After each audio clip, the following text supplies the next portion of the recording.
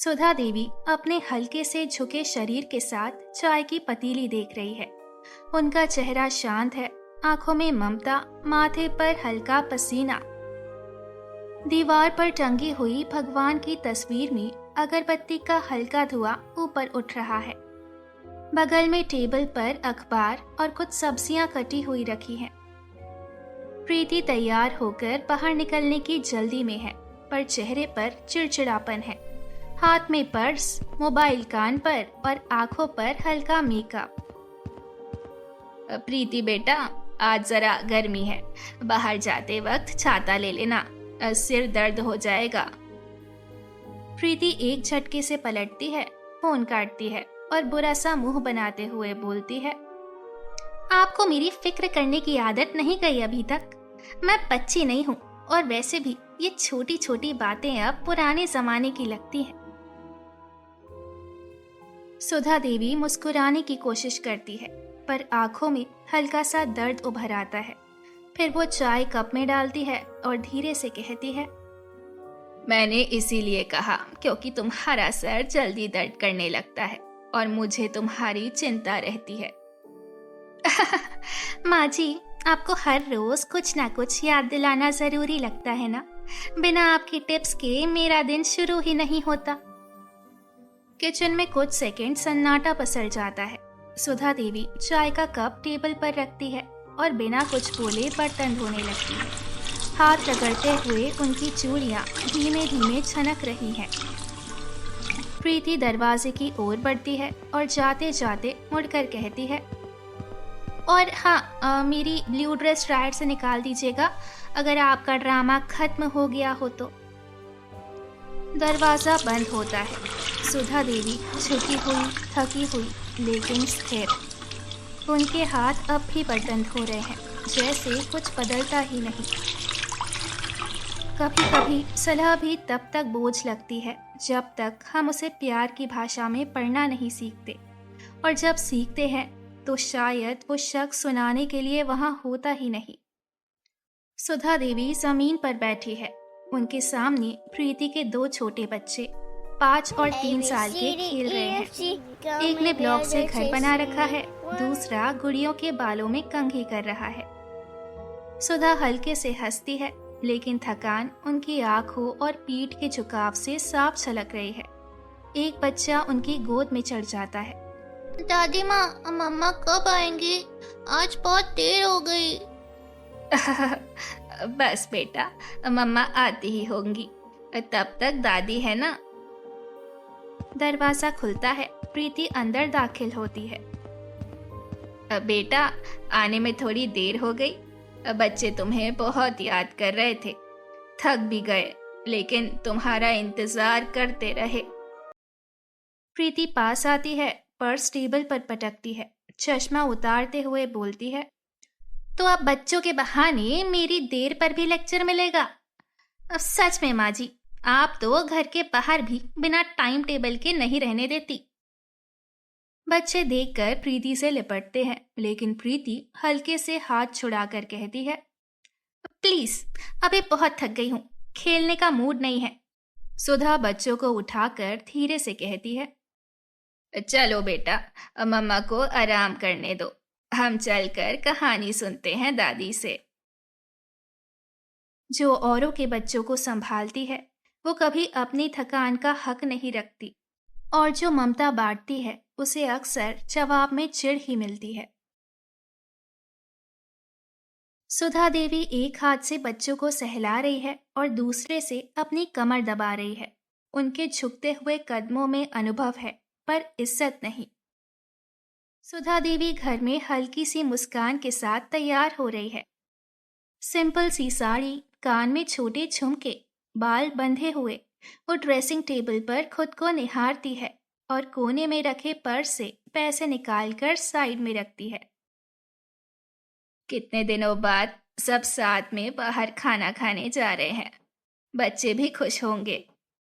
प्रीति makeup कर रही है, काले वेस्टर्न कपड़े में तैयार, स्टाइलिश और मॉडर्न। हाँ यार, आज डिनर प्लान किया है, भाभी, बच्चे और मैं। थोड़ा फैमिली टाइम स्टाइल में। सुधा हल्के कदमों से कमरे में आती है। बेटा, गाड़ी आ गई क्या? मैं भी रेडी हूँ। प्रीति कुछ पल चुप रहती है, फिर झुंझलाते हुए पलटती है। माँ जी, दरअसल ये प्लान बस हम चारों के लिए था। बच्चों ने कहा था कि मम्मी पापा के साथ बाहर जाना है। आप तो घर पर ही आराम कीजिए। वैसे भी बाहर की भीड़ भाड़ में आपको अच्छा नहीं लगता ना। सुधा देवी के चेहरे की मुस्कान वहीं फ्रीज हो जाती है। हाथ में पकड़ा पर्स ढीला पड़ जाता है। वो कुछ पल चुप रहती है, फिर धीमे से सिर हिलाती है। हाँ, सही कह रही है तू। मुझे बाहर खाना पचता भी कहाँ है अब। प्रीति जल्दी से बच्चों को बुलाती है। सब बाहर जाते हैं। सुधा दरवाजे तक जाती है, फिर वहीं रुक जाती है। गाड़ी का दरवाजा बंद होता है, हॉर्न बजता है और सब निकल जाते हैं। सुधा वहीं खड़ी रहती है, चेहरे पर कोई शिकवा नहीं, बस गहराई से उतरी खामोशी। फिर वो धीरे धीरे अंदर लौट जाती है, पर्स को अलमारी में रखती है और सामने रखी थाली में अकेले बैठकर खाना परोसती है। कभी कभी घर से बाहर ना जाना किसी की मर्जी नहीं, दूसरों की प्राथमिकता बन जाती है और रिश्तों की टेबल पर किसी की कुर्सी अनकहे ही खिसका दी जाती है। प्रीति अपनी माँ के घर आई है। वो थकी हुई सी सोफे पर बैठी है। माँ माया देवी रसोई में उसके लिए खाना निकाल रही है। प्रीति बेटा, गरम रोटियां ले आऊं? तेरा पसंदीदा आलू मटर बनाया है।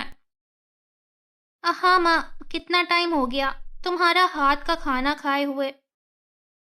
तभी भाभी नीलम की एंट्री होती है। उसके चेहरे पर नाराजगी, हाथ में मोबाइल और चाल में चिढ़। माँ जी, आपसे कितनी बार कहा है मेरे हेल्थ के लिए तेल कम किया करें। ये सब्जी इतनी ऑयली है, कोई डाइट का ख्याल भी है आपको? अब बेटा, मैं ध्यान रखती हूँ, पर शायद आज जरा हाथ भारी हो गया। अब प्रीति भी आई है ना, तो सोचा थोड़ा। अरे हाँ, प्रीति जी तो मेहमान है ना, उनके लिए सब कुछ चलेगा और मैं तो जैसे घर की मशीन हूँ। प्रीति चुपचाप ये सब सुन रही है। उसके चेहरे पर हैरानी और शर्म का मिश्रण है। वो माँ के हाथ की थरथराहट को पहली बार देख रही है। माया देवी रसोई से चुपचाप रोटियां लाती है, चेहरे पर मुस्कान बनाए रखने की कोशिश, पर आंखें बुझी बुझी सी। वैसे माँ जी, आप बैठ जाएं। अब ज्यादा नाटक करने की जरूरत नहीं, खाना बाद में हो जाएगा, पहले मुंह का टेस्ट ठीक कर लीजिए। माया देवी चुप हो जाती है। वो कुछ नहीं कहती, बस खाना परोस देती है और वापस रसोई में चली जाती है। जब वही कटुता जिसे हम दूसरों को देते आए हो हमारी अपनी माँ को झेलते देखे, तो चुभन सिर्फ शब्दों में नहीं होती, वो आत्मा तक पहुंच जाती है। प्रीति की आंखें भर आती हैं। वो माँ के पीछे रसोई तक जाती है, एक पल माँ के कांपते हाथों को देखती है और बस एक बात कहती है। अम्मा, बहुत थक जाती हो ना तुम? थकान तो हर दिन होती है बेटा, पर बच्चों को देखकर भूल जाती हूँ।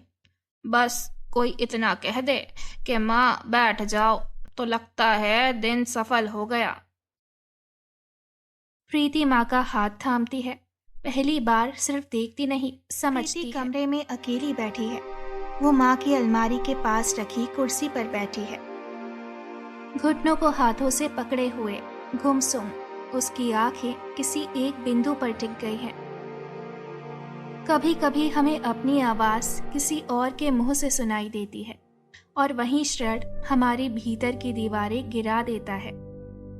प्रीति के चेहरे से आंसू बह रहे हैं, लेकिन बिना सिसकियों के।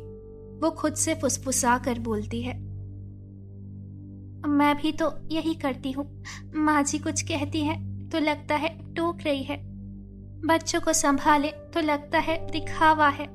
मैंने कभी नहीं पूछा, माँ जी थकती नहीं आप? वो धीरे से माँ के कमरे की तरफ देखती है जो अब आराम कर रही है। उनके चेहरे पर वही थकी हुई मुस्कान है जो सुधा के चेहरे से मिलती जुलती है। मैंने अपनी ही माँ की आंखों में वो देख लिया जो रोज माँ जी की आंखों में था, लेकिन मैं देखना नहीं चाहती थी। वो फर्श पर धीरे से बैठ जाती है। अब आंसू थम नहीं रहे। हाथों से चेहरा ढक लेती है जैसे शर्मिंदगी से खुद को छिपा रही हो। जब एहसास होता है कि तुमने सिर्फ एक रिश्ते को नहीं, एक औरत की गरिमा को ठुकराया है, तो माफी सबसे पहले खुद से मांगनी पड़ती है। प्रीति नीचे बैठती है, अकेली, टूटती हुई, पर पहली बार तैयार है उस बदलाव के लिए जो सिर्फ आंसू नहीं, सच्चा प्रायश्चित लाता है। सुधा देवी रसोई में चाय बना रही है, वही रोज की तरह, चेहरे पर वही शांति, वही हल्की थकान। उन्होंने अभी तक नाश्ते की थाली तैयार नहीं की है। प्रीति के लौटने के बाद का पहला दिन है। प्रीति अचानक प्रवेश करती है एक हल्की मुस्कान के साथ। अम्मा जी, मैं बनाऊं चाय? पहली बार बहू ने यूं सीधे और स्नेह से माँ जी कहा है, और बिना शिकायत, बिना ताने। नहीं बेटा, मैं कर रही हूँ, तू थक गई होगी। मैं थकी नहीं हूँ माँ जी, आप थक गई हैं, और अब आपकी बहू सिर्फ बोलने नहीं, समझने भी आई है। सुधा के हाथ में पकड़ी चाय की चम्मच हिलती है। उनके चेहरे पर कोई भारी प्रतिक्रिया नहीं, बस एक गहरी सांस, एक माँ की आंखों में पहली बार सुकून की परछाई। प्रीति किचन में काम शुरू कर देती है। रोटियां बेलती है, बच्चों का टिफिन पैक करती है। सुधा देवी पास बैठ जाती है और बरसों बाद पहली बार कुछ ना करते हुए सिर्फ देखती है। बच्चे आते हैं। प्रीति एक रोटी का टुकड़ा बनाकर सुधा की प्लेट में रखती है। हल्के से कहती है, माँ जी, आप सबसे पहले खाइए, अब हमेशा। कभी कभी माफी के लिए शब्द जरूरी नहीं होते। रिश्तों की दरारें आवाज से नहीं, संवेदनाओं से भरी जाती हैं। प्रीति और सुधा एक ही थाली में खा रही हैं। बच्चे खेल रहे हैं। किचन में धूप धीरे धीरे फैल रही है। सुधा देवी तुलसी को पानी दे रही है। पास ही कुर्सी पर बैठी है प्रीति, आज चुप, शांत, आंखें झुकी हुई। सुधा उनके पास आकर बैठ जाती है। धूप चेहरे पर पड़ रही है, लेकिन उनकी आंखों में सिर्फ कोमलता है। प्रीति बेटा, कुछ दिन पहले तक तो मेरी तरफ देखती भी नहीं थी। अब सुबह से पहले चाय बना देती है, रोटियां बेलती है। मैं शिकायत नहीं कर रही बेटा, बस पूछ रही हूँ, ऐसा क्या बदला जो मेरी बहू को मेरी चिंता होने लगी? प्रीति कुछ पल चुप रहती है। उसकी आंखों में हल्की नमी उभर आती है। फिर अचानक उसका चेहरा ढह जाता है, जैसे अंदर जमा सारा पछतावा फूट पड़ा हो। माँ जी, माफ कर दीजिए, मैंने आपको कभी समझा ही नहीं। आप जो करती थी उसमें प्यार था, और मैंने हर बार उसे टोका टाकी समझा। वो घुटनों के बल जमीन पर बैठ जाती है। सुधा देवी चौंकती है, जल्दी से उसे पकड़ती है। माँ जी, माफ कर दीजिए, मैंने जो कुछ आपके साथ किया वो मेरी भाभी आज मेरी माँ के साथ कर रही है। आपने जो कुछ सहा वही मेरी माँ अब चुपचाप सह रही है, और मैं देख भी नहीं पा रही थी कि मैं क्या कर रही थी। आपने जो किया उसमें ममता थी, और मैंने हर बार उसे ताना समझा। फिर आपने कैसे सहा रोज मेरी बेरुखी, मेरी उपेक्षा? सुधा देवी उसकी पीठ पर हाथ रखती है, हल्के से थपकियां देती है। उनकी आंखें भी भीग चुकी हैं, लेकिन चेहरा शांत है। क्योंकि तू मेरी बहू नहीं, मेरी बेटी है, और माँ को सहने की आदत होती है बेटा। पर आज जो तूने मेरी तरफ देखा वही मेरे लिए सबसे बड़ा त्योहार है। प्रीति उनका हाथ पकड़कर चूम लेती है। वो अब कुछ नहीं कहती, सिर्फ सुधा के गले लग जाती है। कभी कभी माफी के लिए शब्दों की नहीं, सच्ची समझ की ज़रूरत होती है। और जब रिश्तों की दीवारें गिरती हैं तो दोनों तरफ सिर्फ माँ ही रह जाती है। सास और बहू एक दूसरे से लिपटती हैं और पास ही तुलसी के पौधे पर धूप पड़ रही है, जैसे एक पवित्र रिश्ता फिर से पनप रहा हो।